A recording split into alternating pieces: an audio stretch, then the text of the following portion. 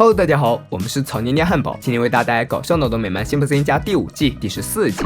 老年医疗中心举办活动，习医生正在发表开场演说，台下却有人不耐烦了。老辛普森奋力喊道：“我们要见马特洛克。”习医生尴尬的笑笑，那就不多废话，直接请上主角吧。只见一个迟暮的老人拄着2副拐杖，艰难的前进。前排的观众过于热情，一上去就把老人扑倒了，大家纷纷瓜分他身上的物件。活动结束，老辛普森却郁郁寡欢。好朋友问他原因，还有什么不满意的呢？见到了日思夜想的马特洛克，而且还弄到他的药。老辛普森说，看到那老态龙钟的怪物，他意识到自己再也不是祖国的花朵了。他能感觉到死神正在拍着他的肩膀，等等，这好像是我自己的手。回到家中，老辛普森开了个家庭会议，主要内容就是分配自己的遗产。他知道辛小妹喜欢看书，于是就将私人信件给了她，看样子好像是警告她别再骚扰的回信。另一样东西是一盒子1元硬币，由全家人一起消费。不过对于这种未发行过的钱，应该收藏起来，价值更高吧。要说这个硬币的由来，还是因为以前的富人总是乘着飞船撒币。某天他看见洛克菲勒飞过头顶，于是他操起浴盆就往外冲。不过还没等他说完，全家人已经穿戴整齐，准备出门了。他们要立刻去超市把钱花了。老辛普森依旧没有停止讲故事，从车上到商场，没人搭话，他也唠叨了一路。此时小新正在玩写字板，突然一个庞然大物挡住了他的视线，原来是辛巴带着新玩具山顶指挥中心。这个导弹真的可以发射哦，辛巴却觉得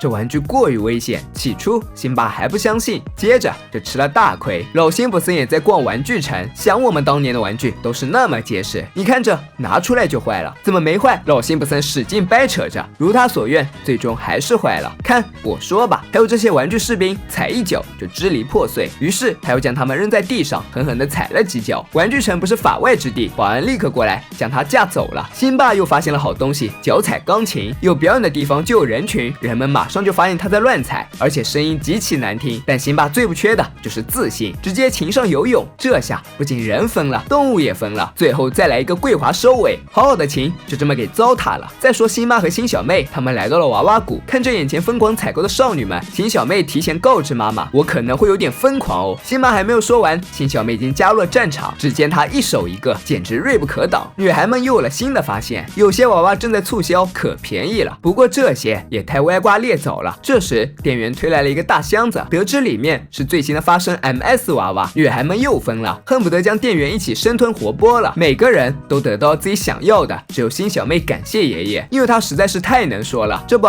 她又开始说他们买的东西没有用了，大家都受不了老辛普森，于是一到家连车门也没有关就走了，徒留他一个人解不开安全带。等到他进家门，大家全将自己关在了房间里。不料偷拿可乐的辛巴被发现了，没办法了，只能面对了。老辛普森问，你们为什么躲着我？难道是因为我的脸让你们想到死神吗？辛巴安慰道，有点，不过更是因为我爱你，但是你是一个古怪暴躁的老疯子，没人喜欢你哦。也许吧，可是我能怎么办呢？此时电视上正打广告，一口可乐嗨过头，老人秒变摇滚乐手。老辛普森看到了希望，就他了，立马喝了一大口。谁知他觉得泡泡太烧舌头了，又是一次失败的尝试。金小妹正在玩她的新玩具，这是历史性的一刻，因为 MS 娃娃要发言了，真希望学校里教血拼，我们来给男孩做点曲奇吧。这些话让金小妹很失望，她希望 MS 娃娃能说些有意义的，但回答她的只有别问我，我只是个女生。偏偏这时候小新过来了，她倒是觉得这娃娃说的很对，但辛小妹可不认同。无数女孩都认为自己是个花瓶，只需要打扮漂亮，嫁给有钱人，然后把所有的时间拿来煲电话粥，说自己嫁给有钱人，日子多美妙。小新表示这没毛病呀。辛小妹太生气了，一把扔掉自己梦寐以求的娃娃，正巧她绞进了老辛普森骑的自行车里，直接将爷爷送进了坟墓。你还别说，老辛普森还挺享受。 MS 娃娃在女孩间广为流传，辛小妹询问他们，难道没有发现他的话有问题吗？但很明显大家并不理解他所谓的性别歧视，家里也没人响应他的话。辛妈觉得女儿太激进，自己年轻时也玩这个，现在不也是好好的吗？于是就提议吃点甜点来忘掉烦恼，而这句话正是 MS 娃娃说的。辛妈也无话可说。辛小妹给公司打了电话之后，决定去这家工厂参观，这样就能去提意见了。母女俩在工作人员的带领下参观了工厂的制作车间，并且还观看她的短片。这最初是由由家庭主妇 SL 女士发明的，当时名字就是 MS。第一款是可食用的，第二款是塑胶的。不过所有的版本秘书都有。对于这个长盛不衰的娃娃 ，SL 本人是怎么样看待的呢？别问我，我只是个女生，也就是对此没有任何意义。辛小妹提出疑问，这样的性别歧视是故意的还是失误的？女人很官方的回答，这个问题我们也很关注。看她面对男人们搔首弄姿的样子，很显然她就是 MS 所要传达那种女性。辛小妹和爷爷无力的趴在桌上，当小孩太惨了，没人听你的；做老头太可怜了，没人听你的。不过辛爸倒是很嘚瑟，我是一个18岁到49岁的白人男性，所有人都听我的，不管我的点子有多烂。不过辛小妹不会就此消沉，她决定去找创始人谈谈。老辛普森也热血沸腾，拜托辛小妹帮自己找一份工作。老辛普森确实得到了工作，可惜他似乎不能很好的适应。另一边，辛小妹找到了秘书家，她希望能够通过他联系上创始人，这不容易。不过刚好她下一篇简讯会公布她最后一次现身的地方。带着图册，辛小妹找到上面的房子，想必就是这里了。她在对讲机上放了一句现在 MS 娃娃的话。沉默一阵之后，门打开了，又听了几句之后 ，SL 本人明白了辛小妹的意思，但不知道自己能做什么，让她说点别的。但这娃娃已经不归我管了。他们说我的想法不能带来收益，但他们用了你的名字，你应该对此负责。要是有人用了辛普森来命名什么坏东西，我一定会无地自容的。SL 女士表示，刚开始的时候，她确实和 MS 娃娃很有共鸣，但30年来，她的生活方式带给自己沉痛的教训。她有过5任丈夫，但现在依旧是一个人。不过她现在还不想讨论这个娃娃，于是辛小妹只好离开了。老辛普森工作也遇到了瓶颈，他将自己的假牙放在了三明治中搞怪，不料店员直接将它包装送了出去。第二天，辛小妹又来了，她有了一个点子，那就是做自己的发声娃娃。听了她的整个布局 ，SL 女士终于同意了。我们来做你心目中的娃娃。首先是外形，辛普森家里人的形象都不太符合。再次就是录音，就由辛小妹亲自为娃娃配音。不过她实在太犹豫了，一句话都要想半天，比起她小手就快多了。录音师还没有准备好，这货就已经念完走人了。最后一步就是起名字，试了好几个之后 ，SL 女士决定了最终版 Lisa 勇敢的心，直接用了辛小妹的名字。当看自己制作娃娃上市，辛小妹别提多高兴了。SL 女士也很得意，当然也不看看我是谁。同样盯上这批娃娃的还有 MS 娃娃公司的人，看来有必要通知华盛顿了。总统表示自己会亲自处理此事，其实也就朝辛普森家扔了块砖头。主持人肯特正准备今天的稿子，女儿走了过来，希望爸爸能报道这个新娃娃。女儿的请求总是无法拒绝，于是肯特报道了28分钟。辛小妹制作娃娃，就连总统因谋杀被捕都也只是结尾稍稍提了一下，总统都没辙，看来得想新办法了。于是 MS 公司总部决定重新设计娃娃。老辛普森当了快餐店店员之后，依旧没有改掉他暴躁的脾气。他昔日的老伙伴，如今的顾客对手中的食物很不满意。老辛普森刚开始还想怼回去，不过他突然想到自己也是其中的一员啊，于是就干脆加入了他们的阵营，还指着另一个店员表示这活就给你吧。还有，我从来没有洗过手，这是你定的，不是我。这下老人们愤怒了，同时也更崇拜老辛普森了。他们将他高举起来，然后大家都闪了腰。再说，辛小妹的新娃娃终于正式上市，女孩们都十分迫不及待。然而就在他们快要冲向娃娃时，拦路虎出现了，是 MS 娃娃。他们有些犹豫，辛小妹忙出来止住了他们。等等，别被骗了，他只是多个帽子而已。此时秘书站了出来，但他有一顶新帽子。此话一出 ，MS 娃娃又被一抢而空。看着自己的娃娃一个也没有卖出去，辛小妹沮丧极了。看来我们注定拼不过大公司，小人物是没有机会的。然而当他背过身去，却听见自己的配音，相信自己，你能做成任何事。还是有小女孩愿意买他的，辛小妹很高兴。你知道吗？只要能打动一个女孩，一切努力就值得了。是啊，特别是那个女孩正好要付46000元来买那个娃娃。你说什么？没什么，